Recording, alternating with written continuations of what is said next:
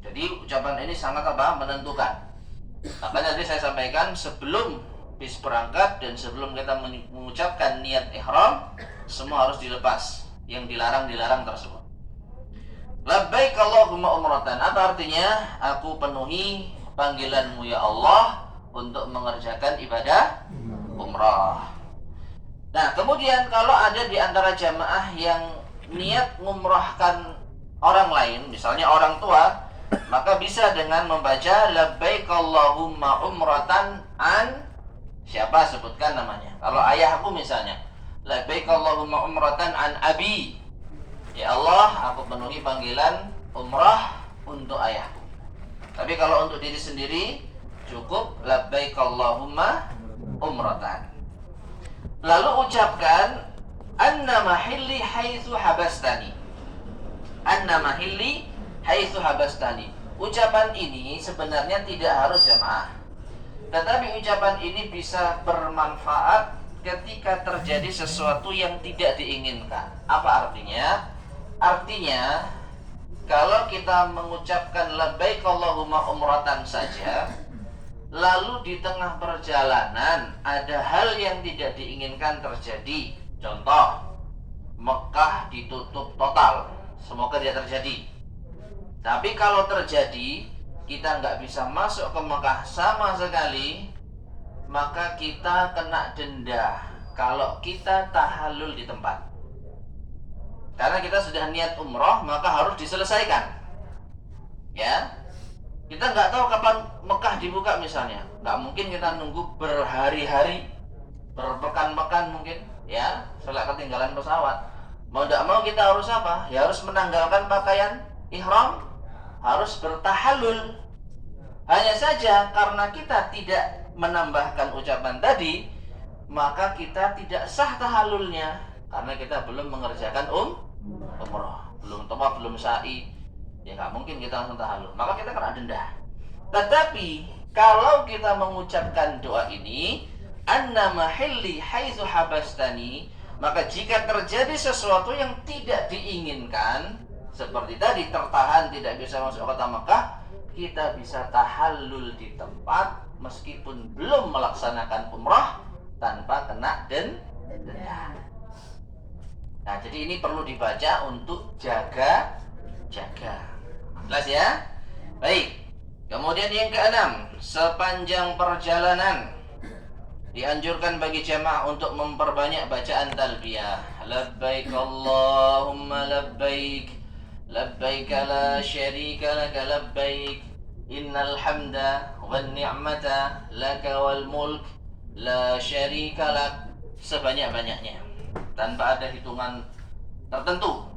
100 boleh, 1000 boleh, sak kuwate ngomong bahasa Jawanya. Ya. Namun tidak harus itu saja yang dibaca. Boleh doa, baca Quran, zikir, semua ucapan-ucapan yang bermanfaat boleh. Ya, tapi sangat dianjurkan untuk memperbanyak talbiyah. Jadi ini namanya talbiyah. Nah ini 7. Selain talbiyah bisa juga dengan memperbanyak zikir dan berdoa. Sampai kapan ini? Kita membaca talbiyah itu sampai kita melihat Ka'bah.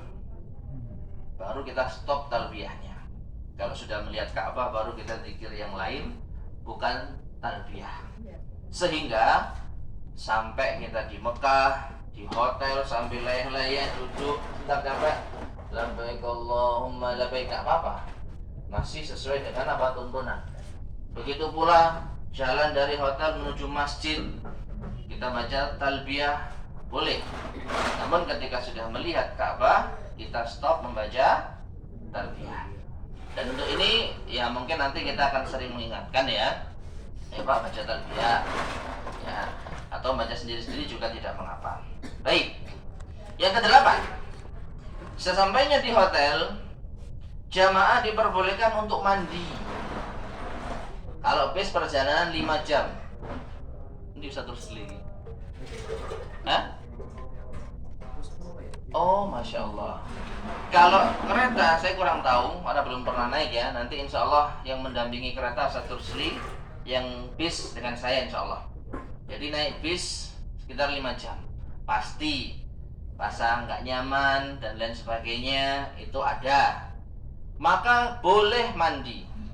Ya, boleh mandi. Mandi kan berarti melepas apa? Pakaian ihram. Tapi jangan sekali-kali memakai pakaian terjahit.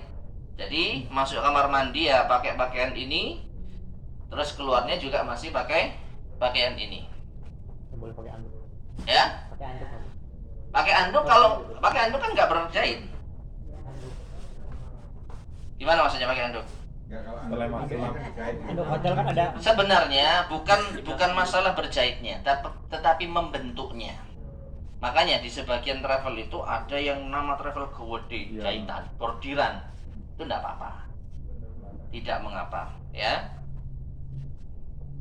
Nah, jadi misalkan posisi begini ya. Lalu kita pengen mandi, ya mandi aja. Tidak ada masalah. Ini anggap saya tidak memakai apa-apa. Ya. Agak sempurna. Iya, saiki kan belum ayai. Nah, ya. Langsung masuk kamar mandi, buka dan tolkan, terus mau mandi dengan syarat tidak memakai minyak wangi. Kalaupun pakai hindari sabun ya, hindari sabun karena sabun itu ada kalanya mengandung apa? Wangi. Ya. Jadi hindari parfum, hindari sabun, itu lebih baik. Jadi pakai shower gitu aja sampai rasa enak. Lalu kita langsung pakai pakaian ihram lagi. Ini kan mirip ando Pak, jadi ngeresap. Ya, jadi enak, tidak ada masalah. Baik. Lalu jangan lupa berwudu. Jangan lupa berwudu karena nanti kita akan tawaf. Dan di antara persyaratan tawaf atau hal yang diwajibkan kita tawaf menurut pendapat kebanyakan para ulama itu harus punya wudu. Sabuknya tuh apa? Sabuknya kalau mau pakai silakan. Ini makanya saya sampaikan beda-beda orang. Kalau ada yang mencukupkan seperti saya gini, ya silakan. Kalau saya selama ini tidak pernah pakai sabuk karena saya tidak nyaman. Tapi kalau panjenengan merasa lebih nyaman pakai sabuk, silahkan. Iya. Sabuk putih, sabuk hitam nggak apa-apa Bu. Ya. Ya. Jadi memang sengaja tidak saya cantumkan di sini karena sabuk itu bukan keharusan. Boleh pakai sabuk kalau khawatir turun. Tapi kalau nggak pakai sabuk juga tidak mengapa. Tergantung kenyamanan para jamaah. Ya.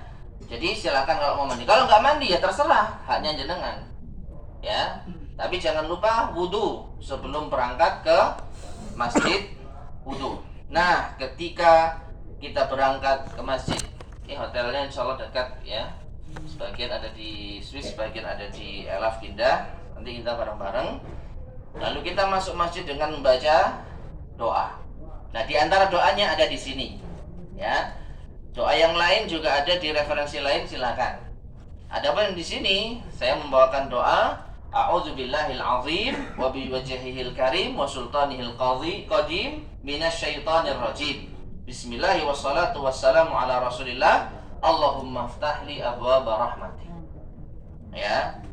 Jadi silakan ini bisa dibaca. Ketika apa masuk masjid. Nah, setelah masuk masjid segera menuju Ka'bah. Segera menuju Ka'bah. Dan nanti insya Allah akan diarahkan karena kita nanti ditempatkan di mana ini tergantung kondisi. Kita sangat berharap bisa langsung ke mana? Matof yang bagian bawah. Ya, semua pasti ingin ke sana. Cuman kalau ternyata nanti ada hal yang lagi-lagi tidak diinginkan, ya kita harus siap untuk ditempatkan di mana. Misalnya matof itu penuh sesak, mau nggak mau kita harus dilempar ke atas. Meskipun kita sehat, ya meskipun kita tidak ada kendala apapun. Nah, iya saya lupa mengingatkan, ketika memakai pakaian ihram tadi ya, yang bagian atas ini bebas juga dan tidak harus begini ya, namanya ittiba ini. Membuka bagian pundak kanan. Ya. Ini tidak harus dilakukan atau bahkan jangan dilakukan ketika kita memulai pakai pakaian ihram. Biarkan dia seperti ini. Apalagi ini juga berfungsi sebagai selimut. Ya, kalau kita merasa kedinginan, lumayan ini bisa menjadi selimut. Ini dipakai seperti ini dalam kondisi apapun sampai kita benar-benar apa? Melihat Ka'bah. Kalau sudah melihat Ka'bah, lalu kita menuju ke Hajar Aswad. Dimulai dari arah Hajar Aswad. Arah Hajar Aswad itu mudah menandainya. Ada lampu berwarna hijau. Nanti insya Allah akan kita tunjukkan bagi jamaah yang mungkin belum pernah tahu ya. Ada lampu berwarna hijau. Itu kalau diluruskan itu ke arah Hajar Aswad. Nah, kita kalau bisa mendatangi Hajar Aswad, lalu kita apa? Menciumnya, itu silahkan. Tetapi kalau tidak bisa, maka cukup berisyarat dari jauh. Cukup berisyarat apa? Dari jauh. Ya, dari jauh melihat Hajar Aswad, lalu kita mengucapkan apa? Bismillah, Allahu Akbar, atau Allahu Akbar saja. Kalau di tulisan saya Allahu Akbar, tapi ditambah Bismillah juga tidak mengapa. Ya. Nah, kemudian ketika sudah mulai tawaf, barulah kita alihkan pakaian ihram bagian atas seperti ini. Inilah yang namanya ittiba. Ya, seperti ini. Jelas ya? Laki-laki ini untuk laki-laki. Kalau ibu-ibu tidak terlalu ribet insyaallah. Nah, lalu kita mulai tawaf. Tawaf itu artinya apa jamaah? Berkeliling.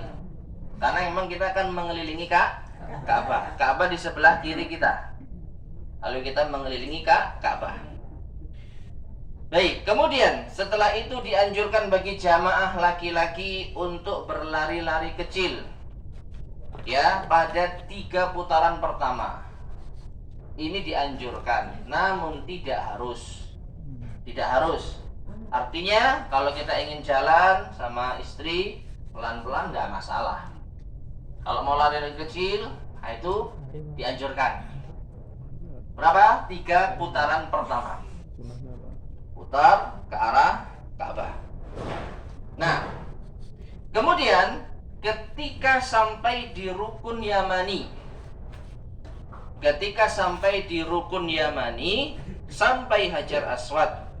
Jadi gini jamaah, Ka'bah itu ada 4 sudut. Nah, kita katakanlah mulai dari sini Hajar Aswad, ya. Lalu kita putar. Nanti ketika sampai di sini, inilah yang namanya rukun Yamani, ya. Jadi berarti sudut ketiga. 1, 2, 3. Kalau 4 balik lagi ke Hajar Aswad. Ketika sampai di rukun Yamani, maka kita dianjurkan untuk membaca doa Rabbana atina fid dunya hasanah wa fil akhirati hasanah wa qina azabannar, sampai balik ke Hajar Aswad. Ya, sampai balik ke Hajar Aswad.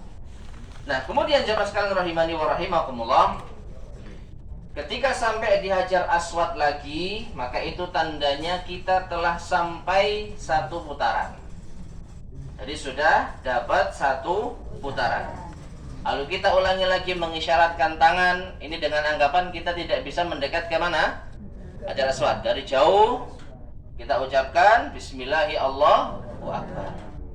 1 putaran sudah terselesaikan.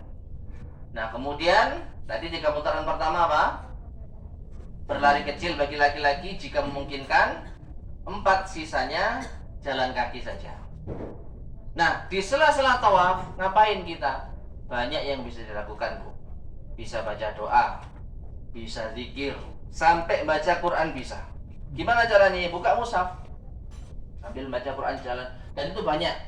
Coba nanti jangan lihat, ada yang bawa mushaf yang segini, ada yang segini, ya, untuk mengisi apa? Waktu tawaf mereka. Diam saja, ya nggak apa-apa, terserah. Yang penting jangan sampai berkata-kata yang jelek, yang kotor. Karena apa? Tawaf itu kata Nabi SAW seperti sholat, hanya saja boleh bicara. Jadi tawaf itu boleh bicara, cuman dia kedudukannya seperti sholat, harus diisi dengan ucapan yang baik, zikir, doa, baca Quran. Nah, selesailah 7 putaran, maka kita telah menyelesaikan yang namanya apa? Tawaf. Sampai sini jelas? Ada yang tanya kan? Oke. Ya, anu. Kalau ibu-ibu gimana, Ustaz? Maksudnya